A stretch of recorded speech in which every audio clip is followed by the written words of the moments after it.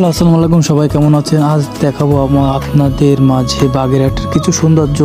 সেগুলো দেখতে পাচ্ছেন হালকা পাতলাভাবে, আরও দেখতে পারবেন, সাথেই থাকুন। আর সবচেয়ে বেশি ভালো লেগেছিল আমাদের এই বাচ্চাগুলোকে, মানে মসজিদের বাচ্চাগুলোকে। দেন আমরা এই যে খুলনা বিশ্ব রোড হয়ে যাত্রা পথে রওনা দিলাম।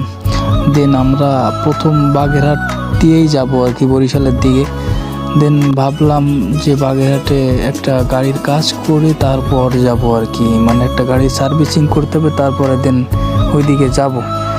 সে অনুযায়ী এর ভিতর দিয়ে যতটুকু তুলে ধরতে পেরেছি ততটুকু আপনাদের মাঝে দেখাবো। সেটা হলো এখন যে রূপসা ব্রিজ পার হচ্ছি, রূপসা ব্রিজ ক্রসিং করছি, খুলনা রূপসা ব্রিজ ক্রসিং করতেছি। ক্রসিং করার পর সামনে টোল প্লাজায় এই যে টোল প্লাজায় আমরা টোল দিলাম। টোল দেওয়ার পর আমরা কিছু মুহূর্ত দেখালাম। সেই মুহূর্তগুলো দেখার পর আমরা রওনা দিব আর কি। সে অনুযায়ী রওনা দেওয়ার পরে যে বাগেরহাটের প্রথম সৌন্দর্য, আসলে আমরা রাস্তার যাওয়ার পথে যতটুকু পেরেছি ততটুকুই তুলে ধরতে চেয়েছি আর কি।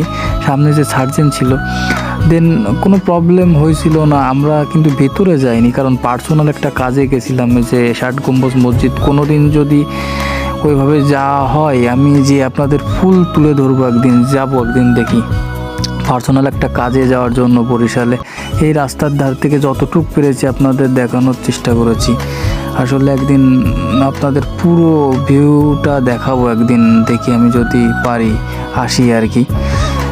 সে অনুযায়ী রওনা দিলাম। একটুখানি দেখানোর পর তারপরের দিন আর একটা জিনিস দেখতে পারবেন, সেটা আমার সবচেয়ে বেশি ভালো লেগেছিল। এই যে এইটা, মানে এই যে মসজিদে এইটা যে কত বছর পর দেখলাম, এরকম 5 তারিখের পরের থেকে দেখা যাচ্ছে। এটা আগে দেখা যায় নাই এভাবে। সবাই ভালো থাকবেন, সুস্থ থাকবেন। আর এর পরবর্তী একটা পার্ট আছে, সেই পার্টটা দেখার জন্য সবাই প্রস্তুত থাকবেন।